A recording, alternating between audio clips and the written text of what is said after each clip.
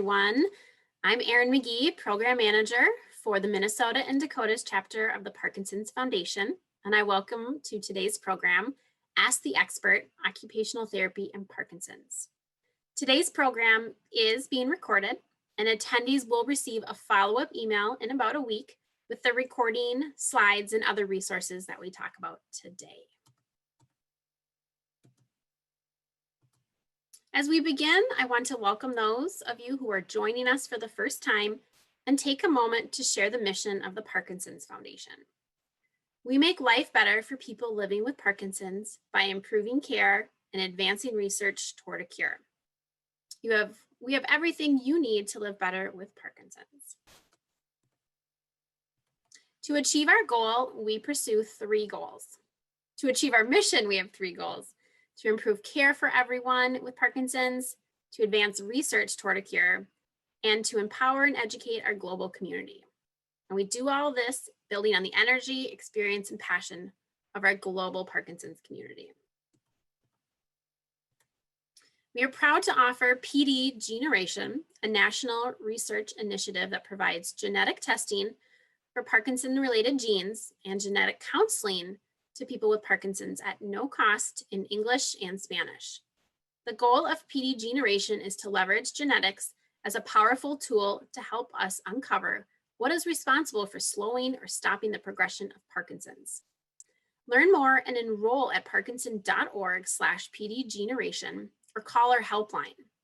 I want to acknowledge that in Minnesota, we locally have the Struthers Parkinson Center as a PD gene testing site and also a Parkinson's Foundation Center of Excellence. To find out what's going on in your area and if there's a local site, make sure to visit parkinson.org/pdgeneration. We know how important it is to connect with those recently diagnosed and introduce them to our resources early on. One way we do that is through our newly diagnosed kit and materials, available on parkinson.org and through our helpline. You can download the kit, or we can mail it to you to have that tangible, readable piece to share with your loved one. We have started a really exciting new initiative meant to capture the community's perspective on various topics in Parkinson's disease, like mental health, telehealth, and cannabis. So signing up for PD Surveys, our new initiative, we will email you up to 4 times a year requesting you complete a 10 to 20-minute survey. This is a way to share your experience and let your voice be heard. We'll always report findings back to the community. So you can check that out, and I'll make sure to send that in the follow-up email as well. All right, we've just got a lot of things happening this month. We also want to highlight a study you can participate in from home. The TOPAZ study will test if a medicine can prevent fractures in those older than 60 living with Parkinson's disease. If you qualify, a nurse will come to your home and you'll receive the one-time treatment. Call our helpline at 1-800-473-4636 to join or learn more. And lastly, we are very excited for our virtual moving day. As things have been some in person, we have this virtual component coming up May 22nd. This nationwide event has raised more than $3 million to support the mission, delivering quality care, funding research, and providing free resources and local services. Visit movingdaytwincities.org to learn more.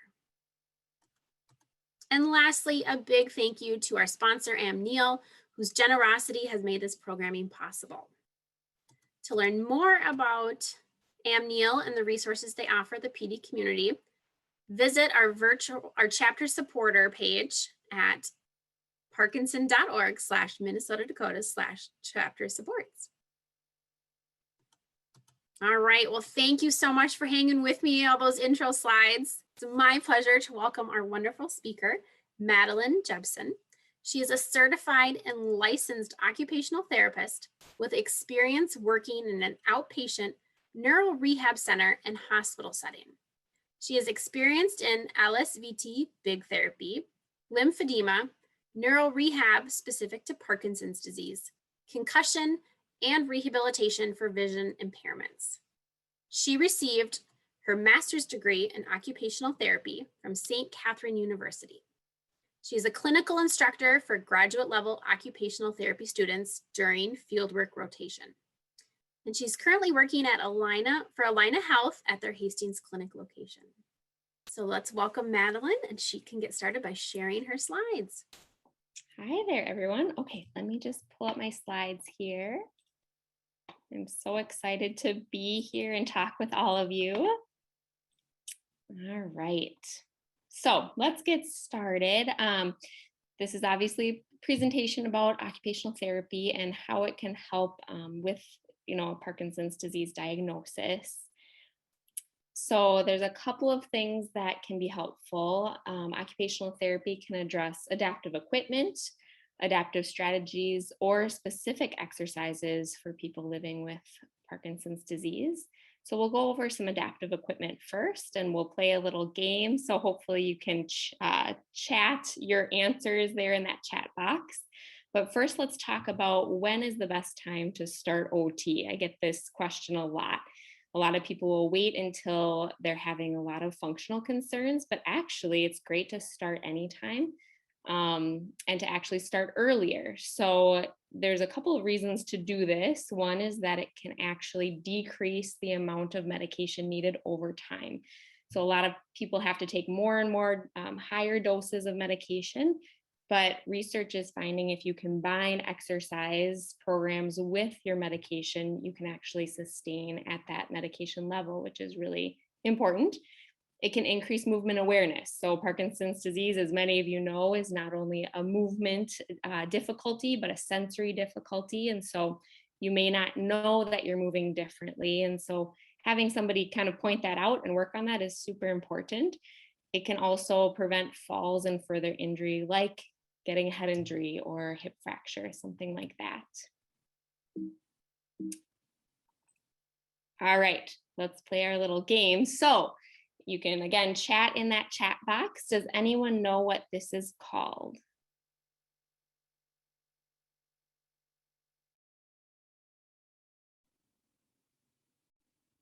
And if people are nervous about typing in there, we can pull up a little poll as well, and we can vote just to make it a little bit easier.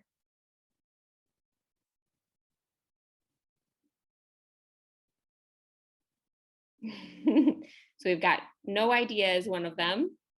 I love it.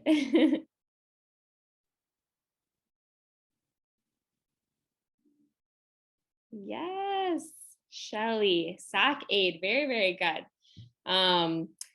My husband thought this was a slide. It is not. It is a sock aid. It helps with putting on your socks. So you don't have to bend down as far. You don't have to grab and pull that sock as hard. It's very useful. It's magical. So some of that adaptive equipment, and I'll go through just these things pretty quickly.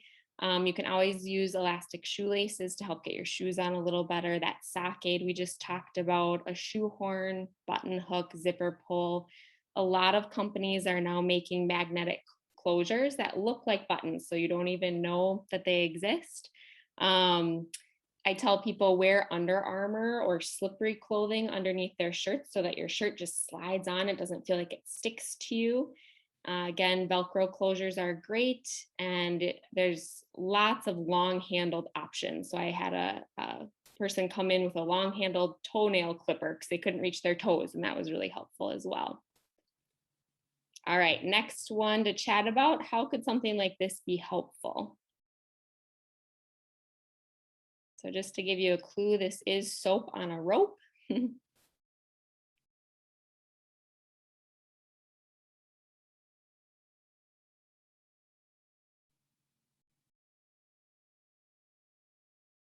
Again, just type your answer into that chat box when you know.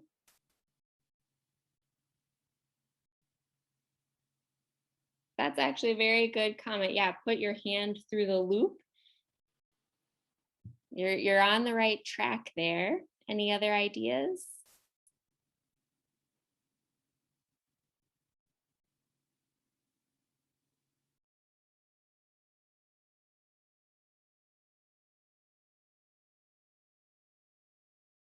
So a lot of people do end up dropping their soap. Think about how slippery it is, right? So you drop your soap, you bend over to pick it up. That bending plus the slippery floor is just a recipe for disaster with falls. So this can be a little bit easier because it gives you something to hang on to that's not slippery. So that is why they invented the soap on the rope there. So other grooming adaptive equipment ideas, obviously a shower chair can help reduce fatigue. Things like an electric toothbrush or shaver. With Parkinson's disease, movements that are repetitive get smaller and slower. And so when you think about brushing your teeth, those movements are going to become really small and not as effective. So an electric toothbrush can help a lot with that. I'll just kind of highlight a few of these things. The terry cloth robe is my favorite because then you're not having to dry yourself off.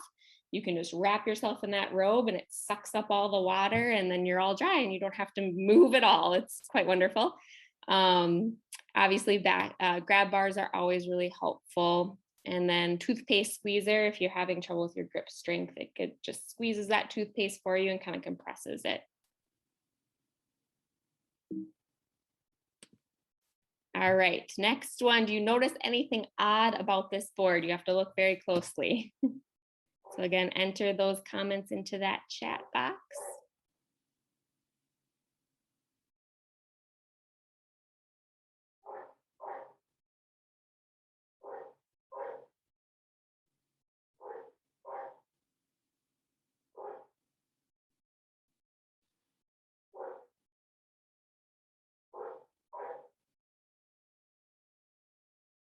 It does have points sticking up and sides. Yes, very, very good. So it has those kind of two nails that are sticking up in the center as well as those sides lining it. So this is used for individuals that have tremors with Parkinson's disease. And so if you think about holding that apple and trying to cut while you have a tremor, the chances of cutting off, parts of your hand are higher. And this just lets you do it with one hand so that your other hand is a little bit safer. You can just stick that apple right onto those nail points there. Yeah, very good. So other ideas for eating and meal prep, you can always use weighted utensils. That helps a lot with tremors. You can use a rocker knife, so you're doing this kind of motion rather than a sawing motion, which that motion can also be hard because it's that repetitive sort of activity. A nosy cup has a cutout for your nose, so it's easier to tip if you're having trouble really getting your hand up. Dicem is one of my favorite things. So if you don't know what Dicem is, look it up on Amazon. They do sell it. It's this sticky sort of sheet that's, it doesn't leave a residue, but it's grippy. So you can literally cut off little pieces and use it to open tiny little water bottles, open containers. I've had someone use it to slide the cards out of their wallet, their credit cards out of the wallet. You can put it under your plate to help secure if you're having tremors and that plate is moving everywhere. It's so wonderful. And then any kind of electric appliances is just going to save some of that fatigue. And you guys can look over those other ones later, but I wanted to highlight those couple of things there. All right, what is different about this dustpan? I promise it's not meant to be a trick.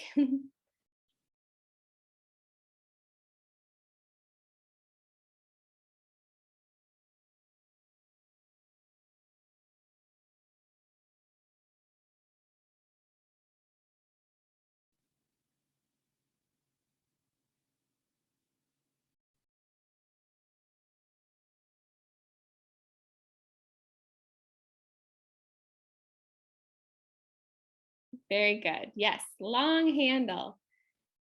Yep, and angled. Yep, exactly. Yeah. So this is really helpful because again, then you're not bending over to try to grab that dust and everything that you're sweeping up, and it prevents falls. So home maintenance, anything long handled is going to be great.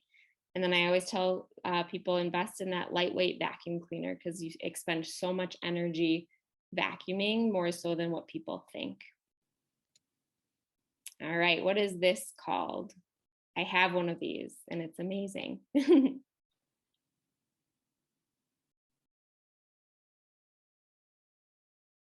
Or what is it used for?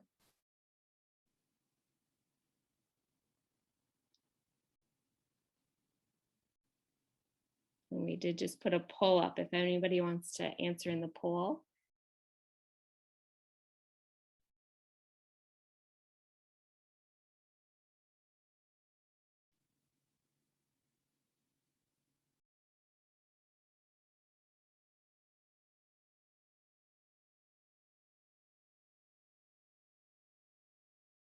Yes, so stand-up weeder is the right answer there. Very good. Great for all those pesky dandelions. So I get questions about gardening a lot because that seems to be the most problematic thing.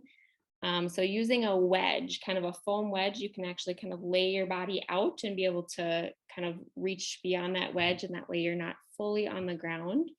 Long handled tools like the one we just saw, seated tractors, lightweight hoses, and then trying to adjust your garden beds can also be really helpful.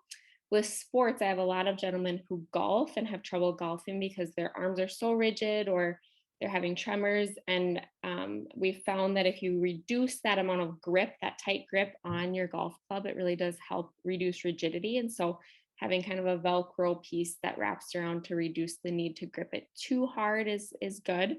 Lightweight bowling balls and bumper bowling. And then with games, you can use a card holder so that you're not just trying to kind of muddle with all your cards there, as well as some high contrast cards. So with Parkinson's disease, a lot of times figure ground or spatial awareness is off. And so high contrast is really nice to be able to decrease that visual clutter.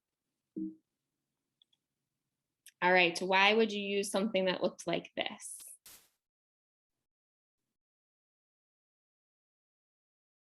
And that poll is coming up again, so don't feel like you have to chat, just pick from the poll.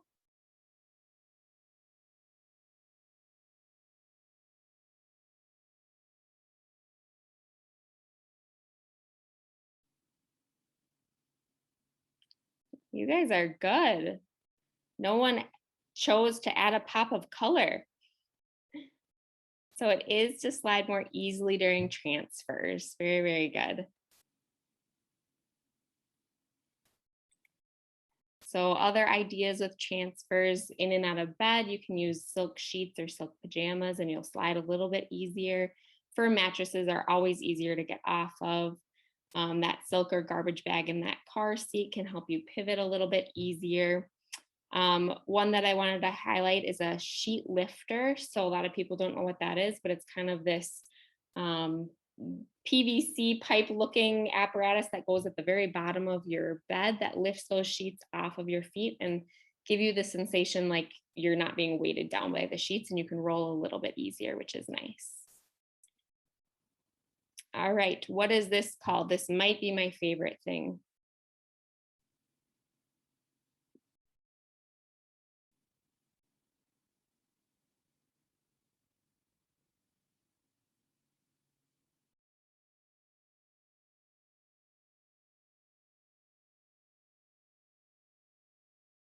Very good. Yes, it is a pen again. I have had it also called a rocket pen. So very, very good job there. So that pen is created for decreased grip strength, decreased fine motor coordination. It makes a lot of difference for a lot of people. Some people don't love it, but I would say most of the people that I work with do. The other options for writing, and a lot of these you just have to try to see what works best for you. But a writing bird is something that kind of sets on the paper with the pencil or pen in it and doesn't leave the paper, so tremors won't impact your writing as much. A weighted pen can help if you do have tremors as well. A triangular base pen is similar to that writing bird. The pen again that you just saw, trying out a ballpoint pen versus a gel pen can help. You may not feel as stuck as you're writing. And then built up grips can also be helpful if you're having trouble gripping things. All right, do you notice anything different about this keyboard?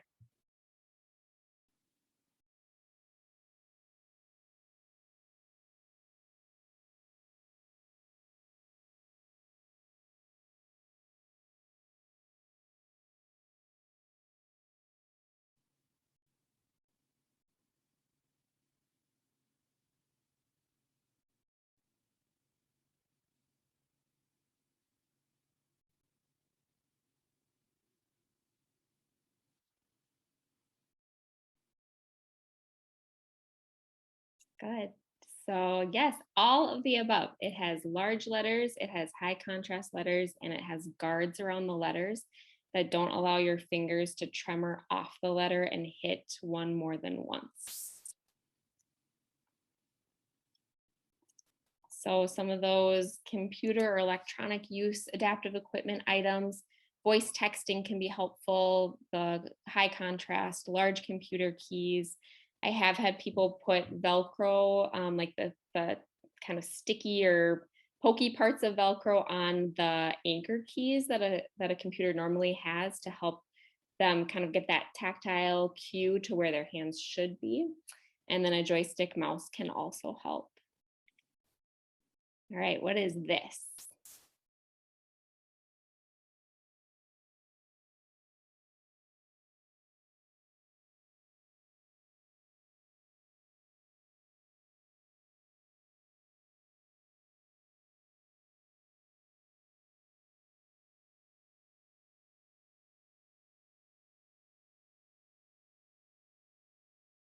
Very good, an automatic pill dispenser, absolutely. So with medication, sorry about that.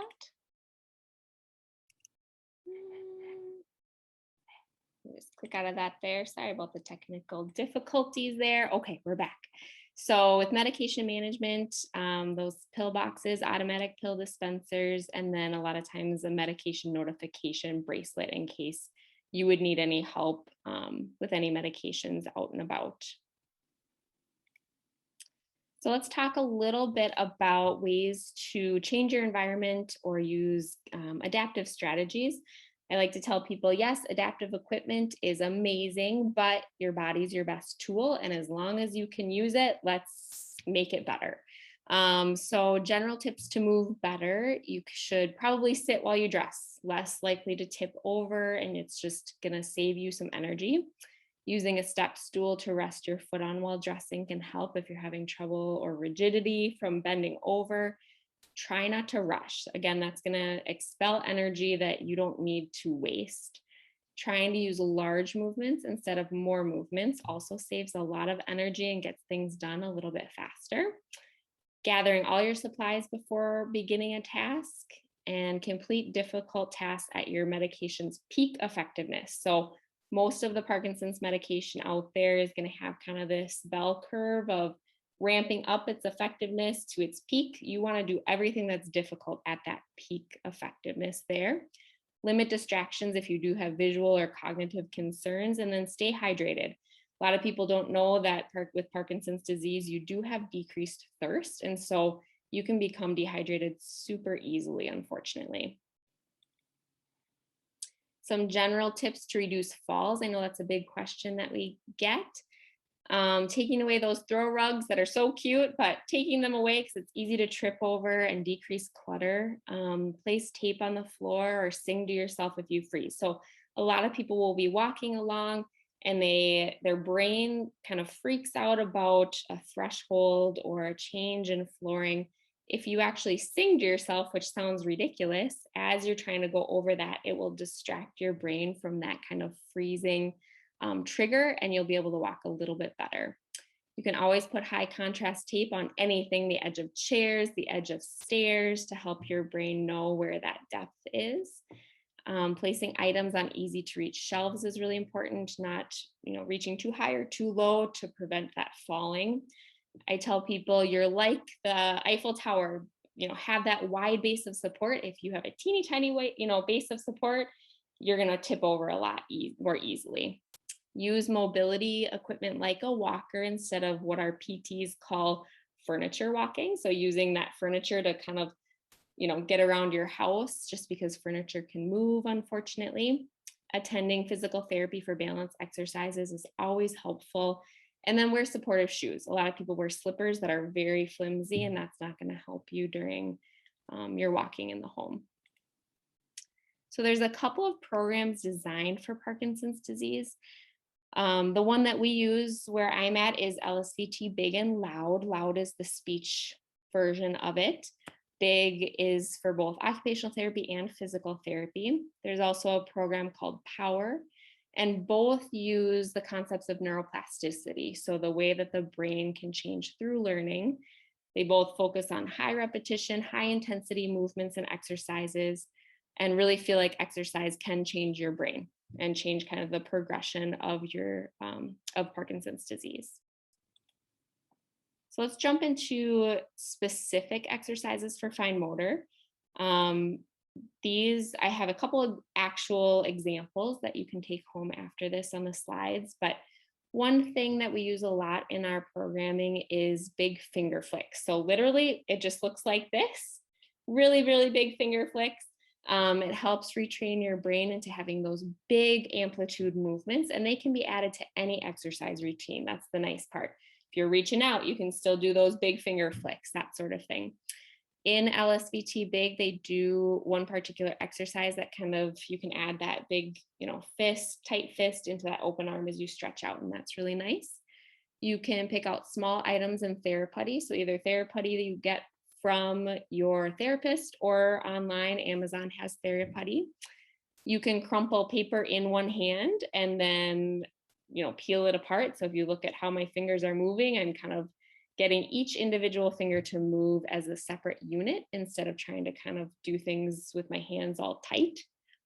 Finger tap exercise, I'll show you on one of the next slides here. Dexteria is a smartphone app, and it does use little targets and kind of makes your fingers do different things, and is kind of fun. So I like that one. You can always pick up small objects and literally put them into a bowl, high repetition, getting, that pincer kind of grasp and getting that fine motor coordination working. And then finger tendon glides. I have a slide for that as well, and that's to help reduce tightness in your fingers and reduce that rigidity as well. So this is that example of the LSVT Big, one of the portions of an exercise there. This would be part of the total LSVT Big program that you would do, but it kind of shows that big hand there.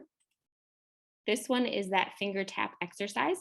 So you're literally tapping each finger on the table 10 repetitions in a row, trying to train your body to not allow yourself to get too small in your movements, but to really tap with large amplitude each time, making it harder by doing both hands at the same time.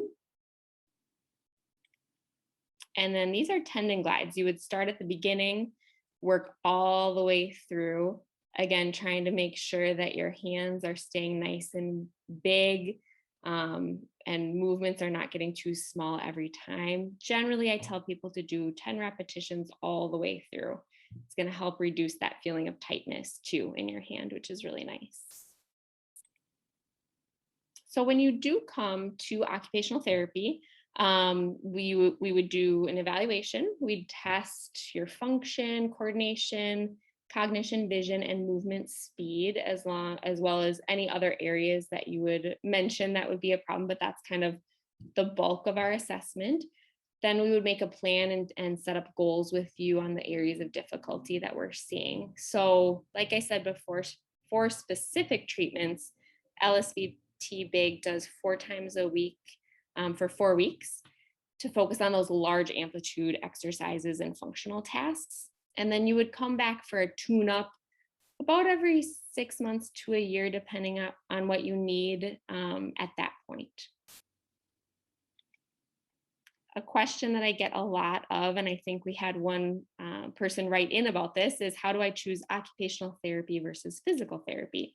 Both are great, both are amazing. So it's actually a good idea if you have an evaluation with both initially. They'll be able to decide and talk with each other about kind of the highest priority for you.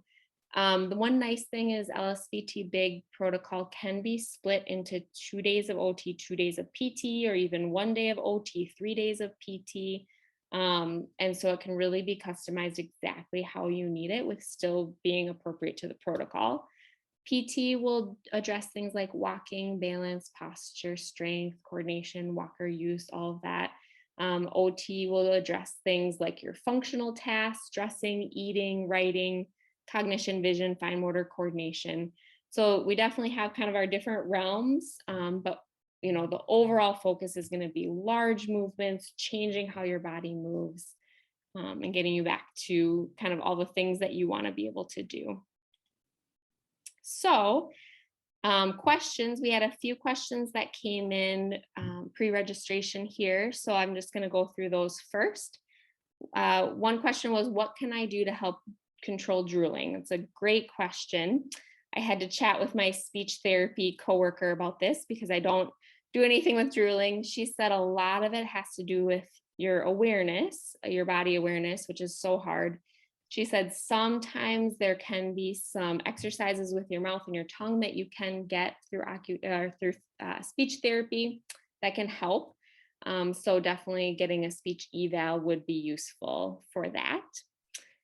Our next question is, how do you assess vision and cognition? And are there interventions that you found helpful? I'm guessing this came from maybe an OT or a PT, which is great. So I generally start with an ocular motor assessment. So looking at visual tracking, saccades, double vision, convergence, that sort of thing. See if there's any issues there. And then if there's enough complaints about, tripping over items, having trouble going down the stairs or reading, I may do a visual perceptual test as well to look at things like figure ground or spatial awareness, and then kind of make a plan from that. As far as interventions go, probably the thing I've found the most helpful is a lot of times individuals with Parkinson's disease will have trouble bouncing back and forth with their eyes. And so they're bouncing, those muscle movements get too small, just like a lot of movements do. And so helping to increase that muscle movement and that jumping can actually help with reading and different visual activities there. Next question, are there tricks to opening sealed plastic packages or bottles? And I would say moving bigger, so getting angry at the packages, I always tell people helps. And then using some of that sticky Dyson, like we talked about, can help as well to grip. Next question is, what can I do to improve my handwriting? That's a great question. I get that a lot. So using an adaptive pen, like we talked about, can help a lot. Using larger lined paper can also help increase that movement amplitude and that writing amplitude, or even grid paper, try to fill the entire grid with each letter. And then writing practice for about 10 minutes a day, just to get that legibility a little bit better and the letters a little bit bigger. And last question was, what exercises are most effective to help with balance? That is a great question. A physical therapist would be able to help you with that so effectively. So getting an assessment, they'll be able to take a look and see exactly why you're having balance concerns. It could be a whole host of things. It could even be visual in nature. It could be strength in nature, all of that. And so to get an assessment is the best option for that. So now we'll open it up to other questions. Thanks so much, Madeline. That was a great overview.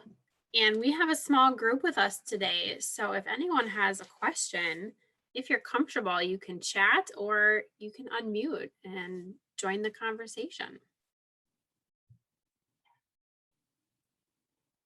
My first question is Dyson. How do we spell that again so I can search where to purchase that? Because I feel like that would have multiple uses. Yes. So I can put it in the chat here. So it's DYCEM. Should check my spelling too. But yeah, it does. It has many, many uses there. And you can find that pretty much anywhere? Yep. Yeah. So I know Amazon has some pretty good prices here. Yeah, it's about, in the 20s for like a larger roll of it. And then you can just cut it based on the size you need. Mm-hmm. Mm-hmm.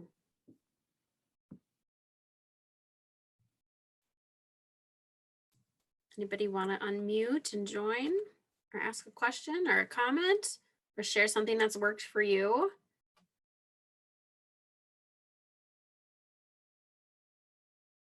All right, we have a comment in the chat. I'm a caregiver and having problems getting my person with Parkinson's to use adaptive items or to do exercises. I know it's hard for her, but how can I get her inspired? That is a great question. I would say if I know it's hard with COVID, but if you have any access to groups that are doing exercise groups, that's sometimes a great way to get inspired to do some of those things.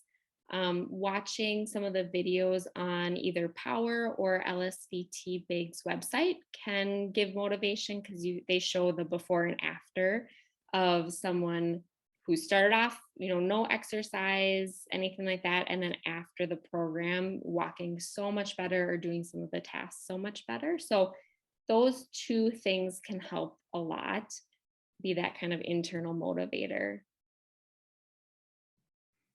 That was one of the questions I was thinking as I remember some previous conversations about people not ready to accept help or want to use these adaptive equipment and what it looks like physically then, and their sense of independence and wanting to maintain as much dignity as possible. But I feel like I've been in the field for 12 years, and like the multitude of products and technology has just like skyrocketed. Yeah. One more question for you, Madeline. Yeah. Kind of going back to that piece that we talked about, people being hesitant. How would you suggest, or how would you encourage someone to take on trying something new, or going out of their comfort zone to trying, thinking about like the dressing of like, I'm struggling, getting myself dressed and it's taking me an extra half hour. Mhm. What would you tell your patient? Here's the benefit of trying something different or an adaptive piece. Yeah, good question. Um, I usually tell people because along with that, a lot of people don't want to do 4 times a week for 4 weeks. And so I usually say, give me a week, like just give me a week, 4 visits, and let's just see how you feel after that and see what other people say about how you're doing. Because that's a big one. I'll ask, how is dressing going? And people will say, it's fine. And I'm like, what does your wife say? What does your husband say? How is dressing going? And they'll say, well, they say that it takes me a long time. And I'm like, okay, so let's see, if you can, have them say something different. I'll also time people. So I'll say, let's get your shirt on. I'm going to time you. And so, it takes 10 minutes to button your shirt. And I'll say, okay, give me a week. Just try it for a week. If I can help you reduce this to halfway, will you give me another week? And so trying to have buy-in that way, because it's easy to just feel like you're kind of the same, nothing's changed. I get that comment a lot, like, oh, everything's the same. But when you really break it down and give some actual tangible evidence that it's helping and kind of give people 1 week at a time, it seems to increase motivation and buy-in really for what we're doing. Really making them aware of the outcomes and how great they're doing. Mhm. Yeah. It's just the act of getting there, and that's Yes. hard. Because I would be the same way. I'd be like, I'm not doing this. I'm fine how I am, Yeah. getting by. But just to the sharing of all these adaptive pieces, like I want to get some Dyson for my kids at home, or for how many cups of tea I've slid across the counter. Like, that it just can be so many things to be practical and Mhm. just increase safety even. Absolutely. I have Dyson in my cupboard right now for all those jars I can't open. Right. That's another good use. Yeah. We got another question in. Where do you find the shirts with magnetic buttons? Mm. Where did I just see the most recent ones? I think, oh, I'm gonna forget the name now. It's an outdoor brand here in Minnesota. I think it's in other places too. Let me look and see if I can see on my phone here really quick. And I can always send that out if I can't come up with the name of it, but I think it was Duluth Trading Company, if that's familiar to anyone else. Let me just glance.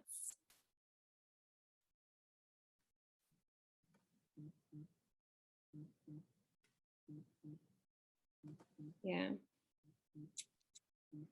Yep, Duluth Trading Company has, I wish I could show you all, but I don't think it will work. But they have their like nice, I'm looking at a men's nice button up plaid shirt right now that's all magnetic closures. And then they have the sewn on buttons right over those magnetic closures. So you can't even tell. I think my dad purchased one accidentally. He didn't know, and he loves it. And he's like, this is great. And he doesn't have Parkinson's disease, but he loves it. Yeah, I just quick did magnetic Google or a magnetic shirt Google, and like Tommy Hilfiger has adaptive clothes. I recall a Target having adaptive kid clothes for children. I don't know if they've launched an adult, but that would be pretty cool. That ends on a happy note of you're sharing what your struggles and highs and lows and how you're finding a positive way to keep going. So thank you for sharing, Brenda, and everyone else for joining us today. And a huge thank you to Madeline for engaging us in a fun game of Guess That Equipment and sharing your experience as an occupational therapist. Thank you for everyone who joined. I appreciate it. All right, I just have a few parting words to share. And as I mentioned, thanks to everyone. And we'd love to hear your feedback. So watch for that email to come in a week or so with today's presentations recorded, our slides, and other resources that we talked about. Another thank you to Am Neal for supporting today's program. Also want to let you know that we host weekly programs on Monday, Wednesday, and Friday. So join us for upcoming programs: Mindfulness Monday, Wellness Wednesday, Fitness Friday. And also to know that you are not alone. We are here for you. We have a helpline where you can talk to a Parkinson's specialist by calling 1-800-4PD-INFO or 473-4636 or email at helpline@parkinson.org. And there you can also order any books, education, resources in our hospital safety kit. So thank you again for everyone for joining today, and have a great afternoon. We'll see you next time.